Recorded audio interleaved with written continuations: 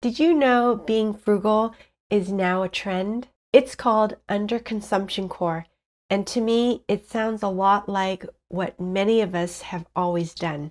But there are some really interesting principles behind this trend, and I thought we could explore them together. When I first heard of Underconsumption Core, I thought it was the same as being frugal, avoiding waste and making smart choices. What's really fascinating is that while it might be new to social media, this mindset has been around for generations. Many of us over 50 have been living this way out of necessity or just because it feels right. But there's more to this trend than meets the eye. Can we venture into saying revolutionary? So let's explore what Underconsumption Core is all about, why it's resonating with younger generations, and how it connects to the way we've been living all along. So, what exactly is underconsumption core? When you add core to a word, it usually is describing a new aesthetic, like cottage core or gorp core.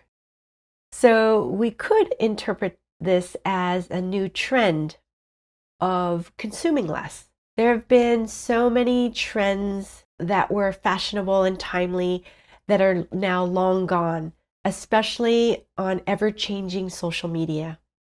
Gen Z has grown up with social media, such as TikTok and Instagram. They've been exposed to so many trends. And with those trends are a ton of influencers promoting all kinds of products. Through social media, we can be bombarded with a million products to buy. That's why Underconsumption Core is so refreshing.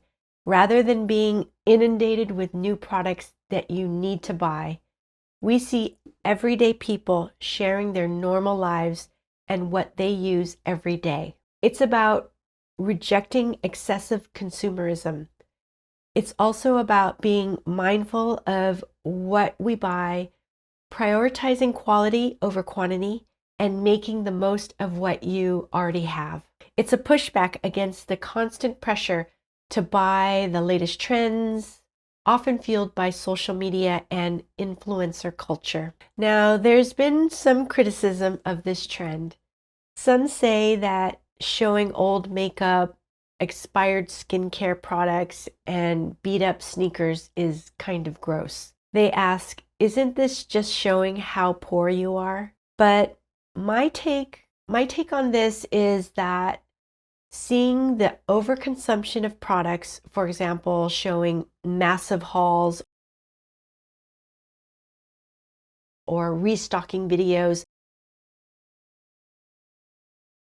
is very similar to trying to keep up with the Joneses. And with all this overconsumption, how do regular people pay for all this stuff?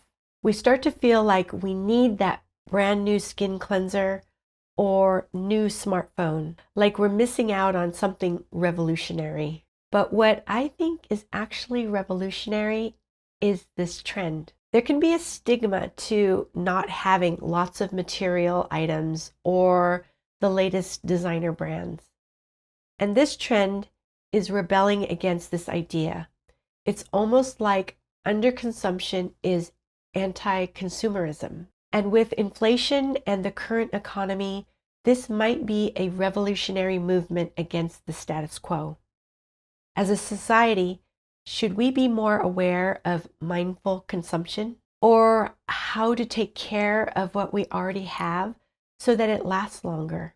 Such a contrast to our paper towel, Ziploc bag, one-use culture that we live in. Maybe we're tired of seeing this constant stream of what we need to buy next. Maybe seeing regular people who are trying to save money or just not overconsume is healthy, inspiring, and just respectable. I have an older daughter who is a millennial and a younger daughter who is Gen Z. And I notice that both are influenced by influencer culture. So choosing not to focus on buying new things, but showing what they already own and love is such a refreshing way to influence others. Now, this is where it gets interesting because when I hear Underconsumption Core, I think, isn't that just being frugal? And in many ways, it is. Okay, so let's compare and contrast Underconsumption Core with Frugal Living. Both save money by focusing on spending less, whether it's waiting for a sale or avoiding impulse purchases. The goal is to stretch your budget further. Both avoid waste by using the last bit in the container, using things until they're worn out, repairing instead of replacing, and minimizing waste in general. Both also encourage creativity and resourcefulness, like DIY projects, thrifting, and finding alternative uses for items. So here are some differences. Traditional frugal living often stems from financial necessity, making ends meet, saving for a specific goal, or living within a fixed income. For those of us who are trying to save for retirement one day, or who are already retired, it's natural for us to need to save and be more frugal. Underconsumption Core, while often having financial benefits, is also driven by concerns about sustainability, environmental impact, and a rejection of consumer culture. Because of this, it can be a conscious and philosophical approach to living your life. Underconsumption Core is a direct response to the constant bombardment of advertising and influencer marketing, especially on social media. This wasn't as prevalent in previous generations, which is the key difference. I'm 60 years old and I didn't grow up with social media. I didn't have countless screens distracting me with ads and products. When I was a kid, I did watch TV, but usually I would watch for half an hour to an hour every night and a couple of hours at the most on Saturday mornings. Endless scrolling or binge watching wasn't a thing back in the 70s and 80s. While frugal living might involve decluttering, Underconsumption Core often incorporates minimalist principles, intentionally owning fewer possessions and focusing on experiences rather than material goods. Many of us learned these frugal habits from our parents and grandparents.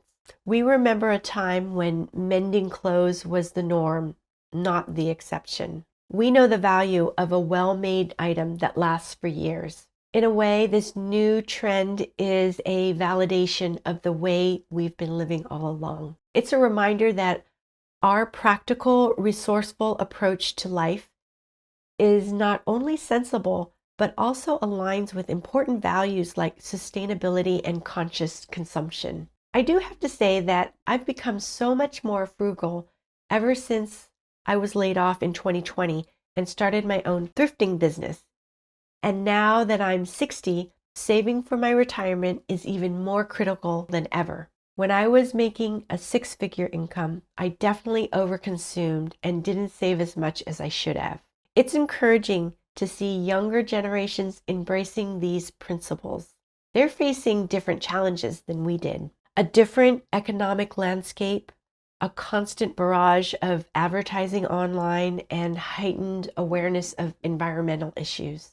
Underconsumption Core is their way of navigating these challenges and creating a more sustainable future. It's also a powerful message against the pressure to constantly consume, driven by influencer culture. So, is Underconsumption Core just a fancy name for frugal living? In some ways, yes, but it also represents a shift in mindset, driven by different motivations and unique challenges of our time. Whether you call it frugal living, practical living, Underconsumption Core, the main principle remains the same. Being mindful of your consumption, valuing quality over quantity, and making the most of what you have. And those are timeless lessons that benefit all of us. So whether you're living the underconsumption core life by choice or necessity, the message is the same. Live with purpose. Appreciate the simple things and find joy in the small, everyday moments. It's not just a TikTok trend. It's a mindset shift we can all embrace. Let me know in the comments, have you heard of this trend? How long do you think it'll last? If you're looking to find personal growth in midlife or any age, check out my Starting Over playlist. Thanks so much for watching. I hope you find wellness today and every day. See you next time.